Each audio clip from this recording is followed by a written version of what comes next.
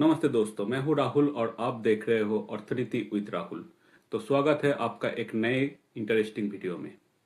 अगर आप इस चैनल पे नए हैं तो मैं आपको रिक्वेस्ट करूंगा कि काइंडली लाइक बटन को दबा दीजिए और इस चैनल को सब्सक्राइब करके इस चैनल के साथ जुड़े रहिए कि इन फ्यूचर में मैं जब भी कोई नया वीडियो लेके आऊँ आपके लिए तो उस टाइम पे वो आप तक पहुंचे और इस चैनल के थ्रू मैं आपके लिए कुछ फाइनेंशियल टॉपिक के ऊपर वीडियो लेके आ सकूं जिसके थ्रू आपको इन फ्यूचर जब भी आप कुछ भी फाइनेंशियल टॉपिक के ऊपर वीडियो ढूंढ रहे हो इस चैनल के थ्रू आप तक वो पहुंचे। तो दोस्तों, लास्ट वीडियो में हम लोग बात कर चुके हैं कि ये डेट ट्रैप होता क्या है और कैसे एक मिडिल क्लास आदमी इस डेट ट्रैप के अंदर फंसते जाते हैं। अलग अलग टाइप का डेट ट्रैप के बारे में मैंने आपको बताया है, जैसे कि होम लोन के द्वारा हो सकता है, व्हीकल लोन हो सकता है, पर्सनल लोन या क्रेडिट कार्ड या एजुकेशन लोन। तो इस अलग अलग टाइप का लोन से ऑलरेडी हम लोग बात कर चुके हैं। इस वीडियो में हम लोग बात करने वाले हैं कुछ स्टोरीज के साथ। कुछ स्टोरीज मैं आपके सामने लाऊंगा जिस स्टोरीज के साथ आपको पता चलेगा कि ये कैसे होता है और कैसे ये आपके लाइफ को इफेक्ट करते हैं। हो सकता है कि शायद ये आपके लाइफ के साथ डायरेक्टली आप इसको महसूस किए हो और ऐसा भी हो सकता है कि शायद आपको दोस्तों में या किसी आजू बाजू में आप इस सिचुएशन को देखे हो। तो चलिए शुरू करते हैं। तो पहले स्टोरी है एक बंदे का जिसका नाम है रोहित। रोहित का उम्र है 28 ईयर्स और वो एक प्राइवेट कंपनी में काम करता है। उसका सैलरी आता है अराउंड 80,000। तो अच्छे खासे लाइफ चल रहा था। कुछ सेविंग्स पे उस पर किया है, अभी तक 5 लाख का उसका सेविंग्स है। लेकिन जब उसका उम्र हुआ उसने शादी का प्लान किया विथ हिज गर्लफ्रेंड, जो अभी उसके साथ शादी के लिए वो प्लान कर रहा था। तो उस टाइम पे उसका एक मन था कि मैं जब शादी करूंगा उस टाइम पे ऐसे शादी करूंगा कि लोगों को याद रहे। मैं सब दोस्तों को, रिलेटिव्स को, सबको बुला के अच्छे खासे वेडिंग पे स्पेंड करूंगा। तो उसका अभी का जो कल्चर है, लोग प्री वेडिंग का शूट करते हैं, पोस्ट वेडिंग शूट्स होता है, हनीमून पे जाता है। तो वो लोगों को देख के वो इंस्पायर हुआ। तो उसका भी मन था कि देखो, शादी तो बार बार होने नहीं वाले हैं, एक ही बार करना है, तो ऐसे करेंगे कि पूरा लोगों को याद रहे कि हाँ, रोहित ने एक ऐसा शादी किया था जिसने उसने भी खुद भी बहुत मजे किए थे और सभी लोगों को लेकर उसने मजे किए थे। तो इसको जो उसने टोटल स्पेंड किया वो था अराउंड, टोटल सब कुछ मिला के, मतलब शादी का खर्चा मिला के, लोगों को जितना भी 3 दिन का या जितना भी आप उसका उसका रिचुअल्स था, तो 3 दिन का मिला के उसका टोटल खर्चा आया अराउंड 25 लाख। उसके साथ उसका हनीमून पे गया शादी के बाद। तो ये सब मिला के अराउंड 25 लैक्स का खर्चा आया। तो उसका तो सेविंग्स था ओनली 5 लैक्स, तो बाकी का खर्चा आया कहाँ से? उसने क्या किया कि वो एडिशनल खर्चे के लिए उसने एक पर्सनल लोन ले लिया। और वो पर्सनल लोन कितने का था? दैट वाज अराउंड 20 लैक्स और इंटरेस्ट 14% इंटरेस्ट पे उसने वो पैसा उठाया।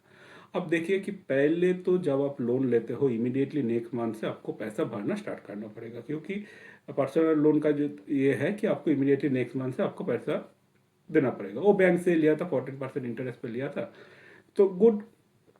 अब जब नेक्स्ट महीने से, शादी के एकदम नेक्स्ट महीने से जब उसका खर्चा या ईएमआई स्टार्ट हो गया, that's came around 46 to 47,000 rupees per month. तो उसका खर्चा कितना था, मतलब टोटल इनकम कितना था? 80,000। उसमें तो 46,000 उसका शादी के लिए जो लोन लिया था उसके ईएमआई देने पे चला गया। बाकी बचा बचा अराउंड 34 लैक्स। तो उस 34 लैक्स से उसका, जहाँ पे वो रहता था, बेंगलोर पे वो रहता है, तो उसका होम रेंट आता है अराउंड 20,000। तो बाकी बचा हाथ में 14,000। उसमें से 4,000 रुपया उसका एडिशनल जितना भी मंथली बिल्स वगैरह है उस पे चला जाता है। उसने एक कार भी लेके रखा था, उसके लिए जितना भी पेट्रोल्स वगैरह है उसका खर्चा मिला के उसका 4 से 5,000 रुपीज चला गया। तो अभी बचा 8,000 रुपया उसके हाथ पे। उसमें अगर वो खर्चा करता गया तो मंथली एक्सपेंस गुजारना दो लोगों के लिए बेंगलोर में रह के, बेंगलोर जैसे एक सिटी में रह के, उसको एक महीना 8,000 रुपया में चलाना तो बहुत ही मुश्किल है। तो उसने उसको चलाने के लिए नेक्स्ट मंथ एक क्रेडिट कार्ड ले लिया। तो क्रेडिट कार्ड तो ले लिया, क्रेडिट कार्ड से इमीडिएटली आप इस मंथ का एडिशनल पैसा जितना भी है वो शायद आप लेके क्रेडिट कार्ड से खर्चा किए, लेकिन नेक्स्ट मंथ आपको फिर से ईएमआई देना पड़ेगा, फिर से रेंट देना पड़ेगा। और ईएमआई में जो आपने एडिशनल 10 या 20 हज़ार रुपया विड्रॉ कर किए थे उसको भी देना पड़ेगा। तो देखिए वो पैसा चला गया उसका ऑलरेडी उसके जो मंथली इनकम है उसके ऊपर। तो वो कमा रहा है 80,000 लेकिन दे रहा है ऑलमोस्ट 90,000। अब उसके बाद वो खर्चा कहाँ से करेगा? वो खर्चा करने के लिए फिर से ईएमआई का इस्तेमाल करना स्टार्ट किया।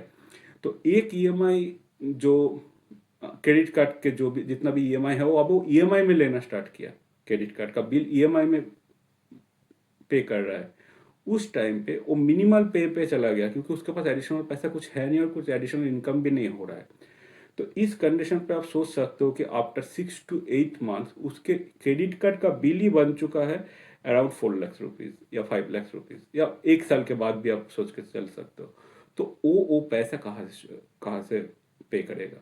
तो इस टाइप का एक सिचुएशन मैं आपको दिया, एक स्टोरी के साथ में आपको बताया कि ये बंदा एक डिसीजन जो शादी का डिसीजन है, बहुत ही लोगों को एक मन होता है कि मैं अच्छे खासे शादी में एक्सपेंड करूंगा, लेकिन उसके लिए उसने जो स्टेप्स उठाया, जो लोन पे शादी किया, उसके लिए उसको इमीडिएटली उसका इफेक्ट देखना स्टार्ट हो गया और कुछ महीनों या साल के अंदर उसके ऊपर बर्डन इतना बढ़ गया कि वो अभी सोच रहा है कि कैसे इस एडिशनल लोन को मैं भरपाई कर पाऊँ और कैसे जितना भी मैंने क्रेडिट कार्ड का जो एडिशनल एक्सपेंस हुआ है, जो 4 लाख के ऊपर चला गया है या 5 लाख चला गया है, उसको मैं कैसे पे करूँ। उसके साथ तो मेरा हर महीने का ईएमआई जा रहा है, उसको मैं कैसे पे करूँ।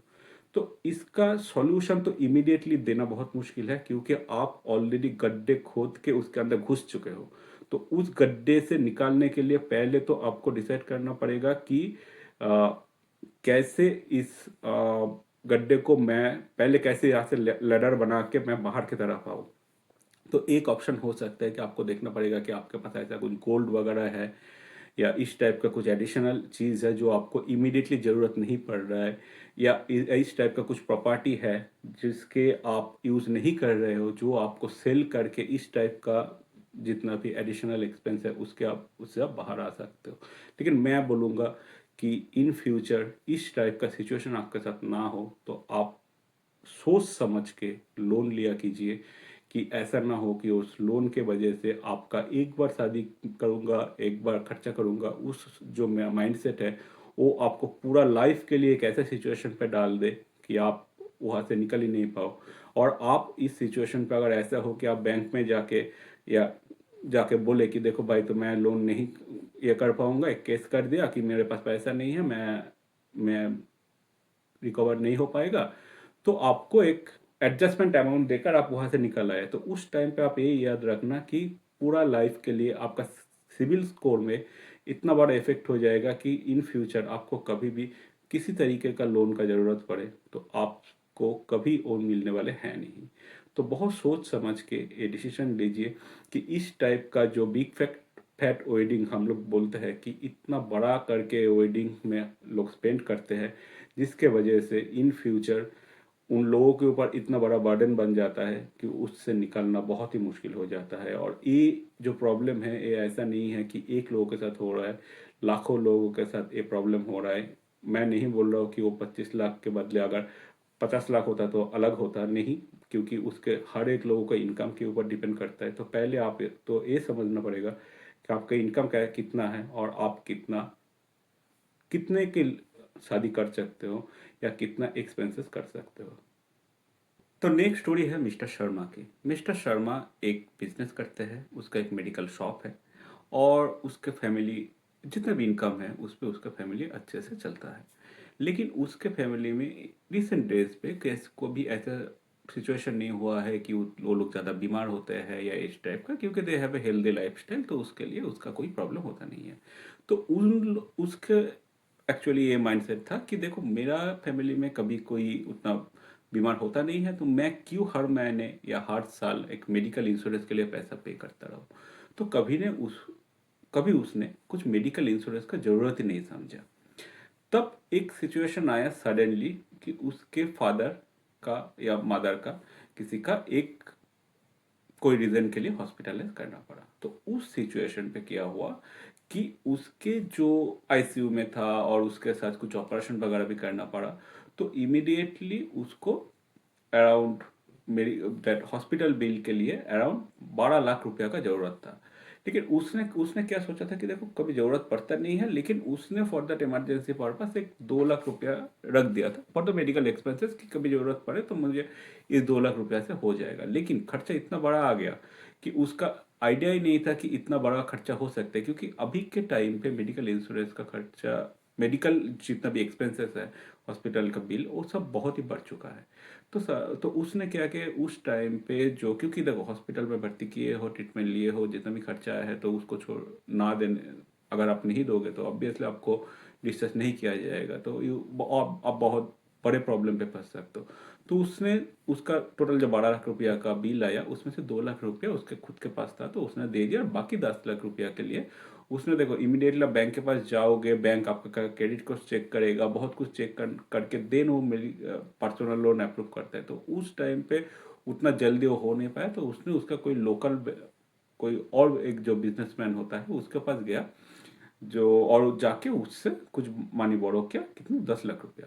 तो उस 10 लाख रुपया ले जाके वो उसका फादर को छुड़ा के लाया। तो उसका जब उस कोई ऐसे लोगों से आप लेते हो तो उस टाइम पे इंटरेस्ट जो बनता है मैक्सिमम, यहाँ पे वो लोग मंथली इंटरेस्ट पे चले जाते हैं। तो मंथली 2%, मतलब अगर 10 लाख का टोटल आपने लिए हो तो मंथली 2%, मतलब 20,000 रुपया आपको पर मंथ उसको दे के जाना है। और उसके साथ आप एक्चुअली प्रिंसिपल कोई दे नहीं रहे हो, ओनली इंटरेस्ट पे कर रहे हो।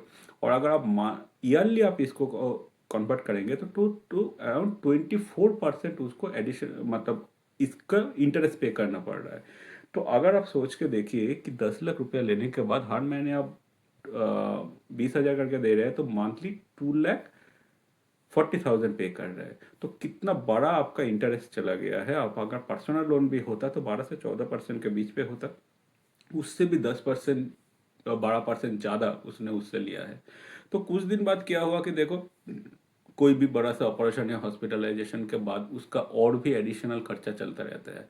तो उसके लिए भी उसको खर्चा देना है, और उसके इनकम में भी थोड़ा बहुत गिरावट आया है, क्योंकि दुकान बंद था या इस टाइप का कोई है नहीं दुकान देखने के लिए, तो उसका इनकम भी कम हो गया। तो पहले जो इनकम उसका मंथली अराउंड 40,000 आता था, तो वो घट के अराउंड 30,000 आ गया। तो आप सोच सकते हो कि इसमें से 20,000 उसको नेक्स्ट महीने से उसको जिससे वो पैसा लिया है उसको देना है, बचा 10,000, उसमें से मेडिकल का खर्चा चलाएगा, या जो हर महीने का उसका एक्सपेंसेस है, घर का हर दिन का खर्चा, खाने पीने का बोलिए, स्कूल फीस बोलिए, या बाकी का जितना भी खर्चा होता है, इलेक्ट्रिक बिल्स वगैरह, वो सब कुछ देना है, तो वो कैसे मैनेज करेगा। तो 1-2 महीने देने के बाद वो पैसा भी उसको नहीं दे पाया जिससे वो लिया था। तो कुछ दिन बाद क्या हुआ कि कुछ महीने बाद वो बंदे जिससे वो पैसा लिया था वो प्रेशर डालना स्टार्ट कर दिया, और बोला कि देखो भाई, अदरवाइज तो पैसा दो, अदरवाइज आपका प्रिंसिपल देखो, आप एक महीने पैसा नहीं दिया, मतलब आपका जो 10,000, 10 लाख का आपने पैसा लिया था वो बढ़ के 10,20,000 हो गया। फिर नेक्स्ट महीना आपने नहीं दिया तो 10,20,000 के ऊपर बढ़ के 10,40,000 हो गया। तो ऐसे करके, और उसके ऊपर भी इंटरेस्ट चढ़ते जा रहा है। तो ऐसे करते करते 1 साल के बाद क्या हुआ कि उसका अराउंड 12 से 14 लाख का उसका टोटल लोन का अमाउंट बन गया। और उस टाइम पे वो बंदा ऐसे सोचे कि मेरे पास, मैं अभी क्या करूं, मैं 10 लाख लिया था, वो तो मैं चुका ही नहीं पाया, उसका इंटरेस्ट ना देने की वजह से 10 लाख भी बढ़ चुका है। तो आप सोच सकते हो कि उस फैमिली के ऊपर कितना बड़ा बर्डन बन चुका है। और मेन रीज़न क्या था कि उसने कोई मेडिकल इंश्योरेंस नहीं लिया था, जो उस टाइम पे उसको हेल्प कर पाए या इस सिचुएशन से आपको थोड़ा निकाल पाए। तो ये एक सिचुएशन है जो आप समझ सकते हो कि कैसे एक पर्सन को एक ऐसे मेडिकल या ऐसे फाइनेंशियल प्रॉब्लम में डाल देता है कि एक गलती उसके पूरा लाइफ पे इन फ्यूचर सभी टाइम के लिए उसके ऊपर एक बहुत बड़ा बर्डन बन जाता है। तो पहले तो आपको क्या करना है कि आप अगर इस सिचुएशन पे ना आए तो उसके लिए आपको मेडिकल इंश्योरेंस लेना बहुत ही ज़रूरी है। दूसरा जो काम आप कर सकते हो, अगर इस टाइप का सिचुएशन आपके साथ भी हो चुका है और आपको समझ में नहीं आ रहा है कि आप क्या करें, तो पहले तो आप एक काम कर सकते हो कि आप पहले बैंक के पास जाओ। बैंक को जाके बोलो कि भाई मुझे पर्सनल लोन चाहिए, क्योंकि और कुछ लोन तो आपको इमीडिएटली नहीं मिलेगा। हाँ, मैं आता हूँ, दूसरा लोन का भी अपॉर्चुनिटी है। एक हो सकता है कि आप पर्सनल लोन के लिए अप्लाई करो, तो मिनिमम 12 से 14% का आप इंटरेस्ट पे उस लो पैसा मिल जाएगा। तो उस पैसा लो, उस जिससे भी लिए हो उसको पूरा दे दो, तो आपका इंटरेस्ट रेट इमीडिएटली घट के 24% से लेकर 12 से 14% तक आ गया। आप उसको जितना भी बैंक का बनते हैं हर महीना आप देते जाओ, तो आपको थोड़ा बहुत सुकून मिलेगा कि हर महीने आपको जितना देना था उससे थोड़ा कम हो गया। लेकिन हाँ, ये प्रॉब्लम भी है कि बैंक को आप ओनली इंटरेस्ट पे नहीं कर रहे हो, आप इंटरेस्ट प्लस प्रिंसिपल पे कर रहे हो, तो हर महीने का पैसा और बढ़ सकता है। लेकिन आप उस जो दूसरा इशू था कि इंटरेस्ट रेट को अगर कम करना है तो इस तरीके से आप कर सकते हो। दूसरा ऑप्शन क्या है कि आपके पास अगर कुछ गोल्ड वगैरह घर पे है, जो आपके बीवी का हो सकता है या आपके माँ का हो सकता है, जिसका अभी इमीडिएटली ज़रूरत नहीं पड़ रहा है, तो उसको सेल करके, एक ऑप्शन मैंने आपको पहले भी बताया कि उसको सेल करके आप इसको इस सिचुएशन से बाहर आ सकते हो, और बाद में जब आपको मौका मिले फिर से उसको रिबिल्ड करने का कोशिश कीजिए। तो दैट इज़ अनदर ऑप्शन। तीसरा ऑप्शन आप पे क्या हो सकता है कि आपके पास ऐसा कोई प्रॉपर्टी है, आपके डैड के नाम पे हो सकता है, प्रॉपर्टी हो सकता है, कोई ज़मीन वगैरह हो सकता है कि जो आप यूज़ नहीं कर रहे हो और आप इन फ्यूचर के लिए रखे थे कि फ्यूचर में दाम बढ़ेगा तब बेचेंगे या तब उसको यूज़ करेंगे। लेकिन आपका अभी का जो सिचुएशन है, आपको पैसा 10 लाख से बढ़कर 12 लाख, 14 लाख, 15 लाख करके सामने की तरफ बढ़ रहा है। और आप एक बात तो समझते ही हो कि बैंक वाले भी प्रेशर डालते हैं, और आप अगर किसी पर्सन से लेते हो तो वो आपको तो ऑब्वियसली आपको पीछे पड़ा ही रहेगा कि इमीडिएटली पैसा रिटर्न करो, otherwise will go on to the case and all. और इसमें अगर फंस गए तो वो और भी मुश्किल होने वाले है आपके लिए। तो उस जो भी प्रॉपर्टी वगैरह आप लगता है कि जहाँ पे आप नहीं रहते हो, एडिशनल प्रॉपर्टीज वगैरह आपको लगता है कि आप सेल करके भी उस पैसे को चुकता कर पाओ, तो obviously you can go with it. देखिए, बचने का ऑप्शन तो हम लोग के पास इमीडिएटली है नहीं, बड़े लोगों का बात अलग होता है, उन लोगों के पास कैसे कैसे ये सब चलता है, आपको सब कुछ पता ही है। कभी कभी पनिशमेंट मिलता है, कभी कभी नहीं मिलता है, करोड़ों का वो बात है। लेकिन मैं बोल रहा हूँ मिडिल क्लास आदमी के लिए, जिसके लिए ये ट्रैप एक बहुत ही बड़ा फाइनेंशियल डिजास्टर हो सकता है। और आप ऐसा काम कीजिए कि आपको इसके अंदर घुसने का ज़रूरत ना पड़े, और अगर बाय एनी सिचुएशन आप इस पे घुस चुके, ऑलरेडी घुस चुके हैं, तो उस टाइम पे कैसे निकालना है एक दिन का काम है नहीं, लेकिन एक अच्छे प्लानिंग के साथ आप इससे बाहर आ सकते हैं। तो उसके लिए आप एक काम कर सकते हैं कि आप कोई फाइनेंशियल एडवाइज़र के पास जा सकते हैं, जो आपको हेल्प करे कि आपके पास एग्जैक्टली क्या है, कहाँ से एडजस्ट करके आप इसको फुलफिल कर पाए। तो मैं आपको आज इस वीडियो में 2 स्टोरी बताया। अगले वीडियो में मैं और भी कुछ स्टोरी लेके आ रहा हूँ, जो आपके सिचुएशन के साथ शायद मिल जाए और आपका कुछ इस डिसीजन लेने में हेल्प हो पाए कि आपको इस सिचुएशन पे क्या करना चाहिए और कैसे इससे प्रिकॉशन लेके चलना चाहिए।